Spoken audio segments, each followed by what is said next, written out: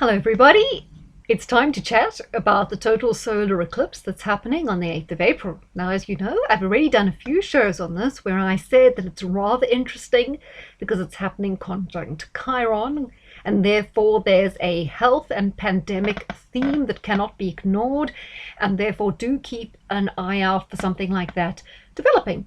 Now, here in the UK, we have Suella Braverman saying that pandemic preparedness was woeful and they must improve it for next time. And as you know, they've always been talking about a next time. We also know that on that date, CERN is being switched on. Could this be potentially to open portals to other dimensions? On the surface, they're saying it's to investigate dark matter, stuff of that nature. Very few people really know what's going on there or understand the true agenda behind it, but we know they have goddess Shiva on the outside, and they've done those weird kind of satanic rituals at pivotal moments in CERN's history, so we understand there's something there to do with possibly the underworld or whatever. So it is interesting that they will be doing this. I've got that picture there on Twitter before we start our discussion, which was some other interesting information about the eclipse which we should pay attention to. Just checking here. Now, in relation to that, breaking report, a state of emergency declared in Indiana. Now, they've been putting out these rather bizarre warnings across America about the day of the solar eclipse in terms of infrastructure issues, communication breakdowns. I'm not sure why they would be doing that particularly. A lot of people would expect there to be something like an earthquake, but there's no real history of it in terms of solar eclipses with this particular setup going on. So let's get straight to this article. First of all, if we want to have a look at the map, the place where it's passing, where it will be exact, is Carbondale, which is just there. As you can see, it's to the southeast of St. Louis. It's sort of, I think it is actually in Illinois, Carbondale, but there you go. There's Nashville, Tennessee down there. So that's one of the places that I will be discussing. So that's it on the map to give you a little idea. Okay, now this was an interesting article, and I want to go over it with you, and we'll give it some context according to astrology. So it says, is America being marked by God? 2024 total solar eclipse point of convergence. So we know it's happening on April the 8th, obviously. And on the Hebrew calendar, this is the first day of the month of Nisan, which corresponds with April on the Gregorian calendar. And at sundown in Israel on April the 8th at approximately 11 a.m. Eastern Standard Time, Nisan, the first month, begins. And the eclipse is reported to be visible as a partial eclipse as it begins its journey across America, and it begins its journey at 11:42 a.m. Eastern Standard Time. Now, incidentally, this is quite an important date when this eclipse, because it's also a time when Jews are preparing for Passover, and we've just had kind of Easter, so we have a lot of this imagery going on. Okay, now apparently this date of Nisan 1 is historically the same day that Moses dedicated the tabernacle when the people in Israel were in the wilderness after leaving Egypt, right? And Nisan the first is also the ecclesiastical new year based on God's calendar, according to this article, right? Okay, so it's also worth mentioning in the Bible, God took his nation of Israel out of Egypt during the month of Nisan. Now, I like to, we look at these biblical references, but we must look at them also with skepticism. We don't know why. With the whole Bible thing, there's some mysticism, some truth, some parables, some fake news, some misleading stuff, some stuff that's been edited out that should have been edited in that should have been out. There's a lot of this kind of stuff goes on. So I don't take everything as read. In fact, even Revelations, it's hard to know whether that is a prophecy or a plan they're working to. And that's kind of direction I go in. But it's still interesting to have a look and see what they say. So this is, if you have a look at this map, and I'm just going to check to see if you can also see it on here. There you go. Now, the solar eclipse, total solar eclipse of 2017 went this way. Woo, here we go. It came from up here near sort of Oregon direction, and it slanted off towards Georgia down there. So that was the trajectory. And I remember Sky News doing the whole thing on it. They sent Kay Burley over there, and she was somewhere in Oregon, where I believe that was where the total eclipse was actually visible. Now, the only time it's happened in the UK was in the late 90s when it happened in Cornwall, and I remember everyone going down to Cornwall because that's where the eclipse was going to be at exact right. Now, this particular one, and of course, this eclipse in 2017 was kind of unusual because it only crossed America and no other places. Now, this particular one, as you see, comes up through Mexico, which I believe is interesting because when I've looked at dates consistent with Jupiter Uranus conjunct in Taurus and this particular eclipse, there were lots of events in Mexico, like sort of civil wars and overthrows of governments and important stuff going on in Mexico.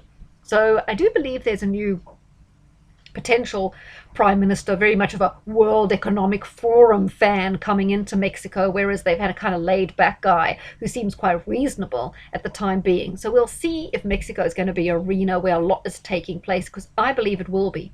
And then the solar eclipse comes up through Texas, through the Midwest, and then it goes just beneath Ontario, Toronto, as it heads through what is it, not New Brunswick, but anyway, the north part of Canada there. Okay, so let's go on to see. So you've got an idea of where it's heading now. Now, what people are very interested in the fact that the eclipses 2017 and this year make this cross, like X marks the spot. So people are pinpointing this as a kind of interesting element. I also find it interesting. 2017, Donald Trump was the president. This was, I think, it happened in the summer, so it was a summer eclipse. This one's going to be happening in early spring. Then now, obviously, it's going to be Trump again. And when you look at Trump's chart, let's just look at it right here. Sorry, I don't want to see an advert. Just close that, thank you. If you look at Trump's chart, I want to show you something here. See his midheaven there at 24 degrees of Taurus? Well, the Jupiter-Uranus conjunction in Taurus is happening at sort of 21, 22 degrees of Taurus. So it's triggering his midheaven. So Trump again coming to the fore, becoming prominent. And we know that the Jupiter-Uranus conjunction that happens on the 21st of April this year at 21, 22 degrees of Taurus is also on the sun of Israel. So again, we see highlighted Israel, Donald Trump. During the election, first week of November, Jupiter has just gone retrograde in Gemini at 20 degrees. So it will be conjunct Trump's north node and his sun, much more exact to the north node than the sun. But interesting that Jupiter is virtually at a station at this really important part, sun being his chart ruler, being Leo rising, definitely seems symbolic of him becoming president again. Now, this doesn't matter whether you didn't like Trump, now like him, liked him, now don't like him, neutral about him, whatever you think, or if you just think all politicians are compromised and bad. I still go with what I always said, is that he would be the last president of America. Okay, it didn't happen in 2020 because he didn't win that one, but he would be the last president, and he would be president at a pivotal time in world history because of the way his chart is set up. So whether you look at him as the savior, the antichrist, or just an irrelevant politician, or maybe it's, some people say Kushner could be the antichrist, we don't know. That's a matter of a debate. It's still, to me, significant, right, that this eclipse, 2017 when he was just in, this year when he's obviously going to come in again, and he is meant to be pivotal. In the Jupiter-Uranus conjunction, so important in his chart. If we have a look, I don't think this eclipse is particularly relevant. Yeah, the eclipse is setting off his Jupiter here. There you go, in Libra, because it's happening at about 16 degrees of there in his 8th house of Aries. So it is affecting him a little bit there. Okay, so let's carry on. So they're saying here about the 2017 crossed it that way, and this particular eclipse crosses the other way, creating a crisscross, essentially marking out the nation. They go on to say here that the last letter of the Hebrew alphabet is called Tav. It's a letter that can also be used as a sign like our letter X. And the Hebrew alphabet has evolved over centuries, but back in the time of King David and Solomon, the red heifers, Solomon's temple, blah, blah, blah, the letter Tav was drawn as an X. And the meaning of Tav is mark or completion, like mark of the beast, completion. America has had their Pluto return, very important as well, going into this whole thing about the end of a grand cycle for America, the end of their period of rise, dominance, and now fall. Now, total solar eclipses were often seen as warnings of apocalypse in ancient cultures. And in Genesis 1:14, God says that the sun and the moon were created for light and for signs. And in Hebrew, it means a signal or a flag. God has clearly said that he intends to give mankind signals using the sun and the moon. Take that as you may. So, this person is going on to say that they did a blog on August the 15th, 2017, 2 days before the last solar eclipse that crossed America, called the Great American Solar Eclipse. And the blog included some coincidences, right, that line up with prophecy and biblical events. So why was it called the Great American Eclipse? Because it was the first total solar eclipse only visible in America and no other country. And that was the first time since America was actually founded in 1776. So another first. And while eclipses of this magnitude are quite rare, they say that if you stand in one place on Earth, you would have to wait approximately another 360 years to see another total solar eclipse. Now, the article goes on to say, we're getting a sequel just 7 years. Well, yeah, you are, but America's like a huge country, so it's not that unusual you would have two solar eclipses. Obviously, if they were in the exact same place, it would take 360 years.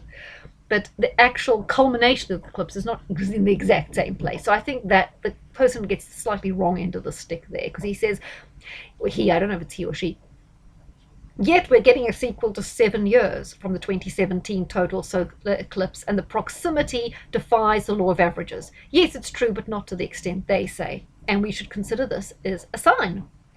So there's this intersection right at the center of the X, and the intersection of the solar eclipse paths are precisely in the very same spot in Illinois where the complete eclipse of the sun will be repeated for the greatest length of time. So according to NASA, the exact point where the 2017 and 2024 lines of totality cross is Cedar Lake in Jackson County, just a couple of miles south of Carbondale, Illinois, which I showed you on the thing there.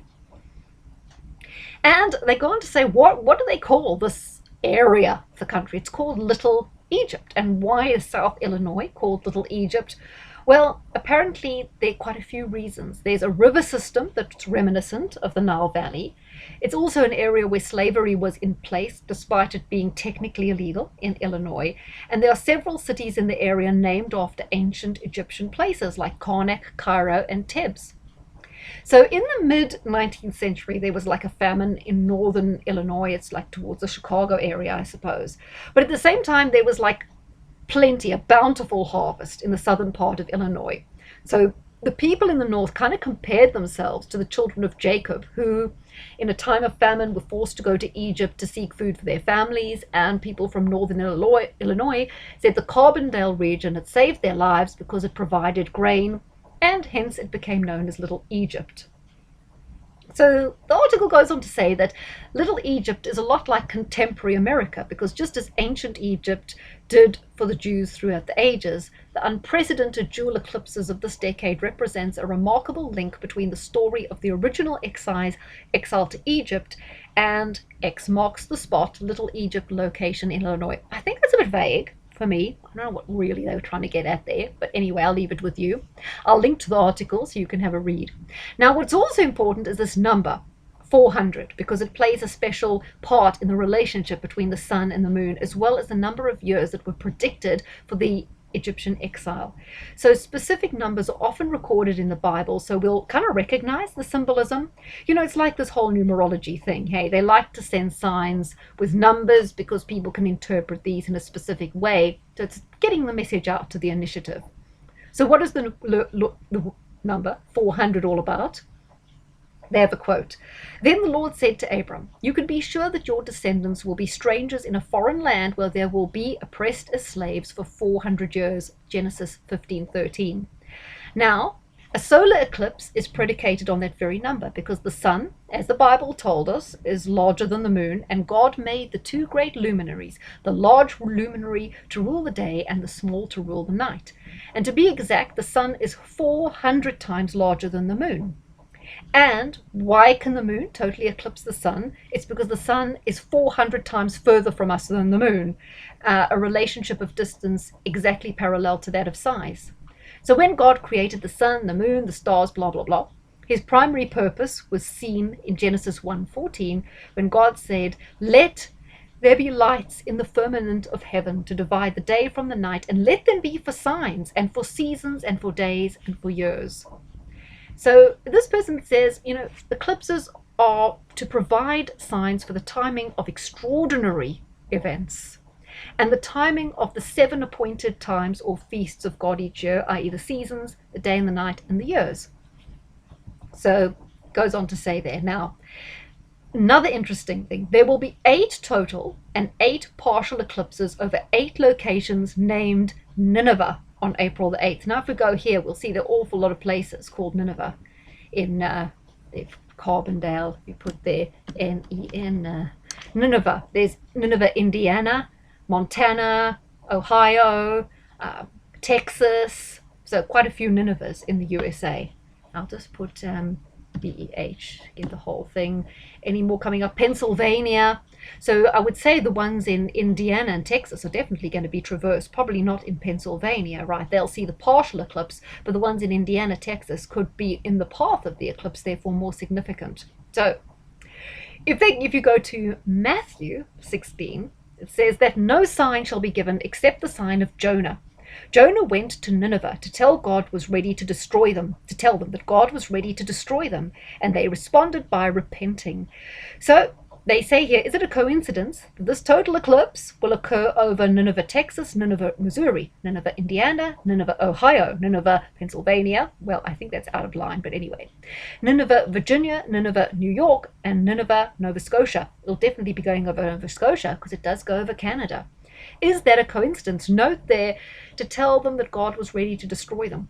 At a time when we also see the collapse of America, but I mean, this is partly by design. You can't all say this is happening because of deities. I mean, people have been working to that through, Clown Pivot, through political corruption, through transfer of technology from the Clintons, Chinagate, everything to China, through, the depletion of resources, through the getting rid of manufacturing. It's kind of by design. So anyway, they say again, let's recall the mark is going across America from both the 2017 and 2024 eclipses, and it's in the exact shape of the ancient Hebrew letter Tav, and the number that was given, because apparently all the Hebrew letters have a numerical designation, and the designation for Tav is a number 400. Okay, and Tav is also the last letter of the Hebrew alphabet. I think I mentioned that as well. Okay, and then also, in similar timing, New York City, one of the world's first international sea points, is turning 4 centuries old, 400 years old, in the month of April 2024. So it's kind of another coincidence. It was established in 1624 by the Dutch. Okay, now, Jesus is the Alpha and the Omega, the beginning and the end, the first and the last. He said, look, I am coming soon, bringing my reward with me to repay all people according to their deeds. I am the Alpha and the Omega, first and last, the beginning and the end.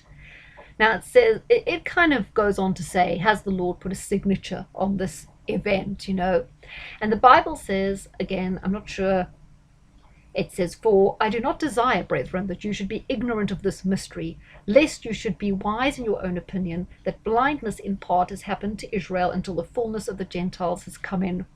Could it be that this Gentile nation of America is being marked with the sign of completion for the purpose of signifying the fullness of the Gentiles? Go figure. I'm not sure what to say about that. What they've also done here is taken what they call the annular solar eclipse of October the 14th, 2023. So it's the last solar eclipse, but it wasn't a total solar eclipse that happened before this one. So it would be October because they're currently happening on the Aries Libra axis. So it happened in October, and they've kind of drawn that in as well. Now the person here says that this marks out, so where X is the letter Tav, this is the Paleo Hebrew for Aleph. It's the first letter. So again, we have the cycle, the beginning, and then the cross is the end. So indicating this spiritual cycle right there. They give you some representation. Okay. So, and it says, guess what? The exact number of days, weeks, months, and years between each eclipse, that's the 2017 one, and this one, is 6 days, 6 weeks, 6 months, and 6 years. So you've got like 6666 there, never mind just 666. And they've shown you how they calculated it, so it wasn't just made up, right? So the number 666, Revelation 3:18, says, "Wisdom is needed. Let one with understanding solve the meaning of the number of the beast, for it is the number 666." So there we go. We don't know. Is judgment coming on America? Is God speaking? Is this life imitating religion or religion dictating life? We don't know. But I thought it would be interesting to cover those topics, especially in relation to the evolution, the destruction of America, the Pluto return, and other things that we often discuss on this channel. Hope you enjoyed it, guys. Have a good total solar eclipse on the 8th.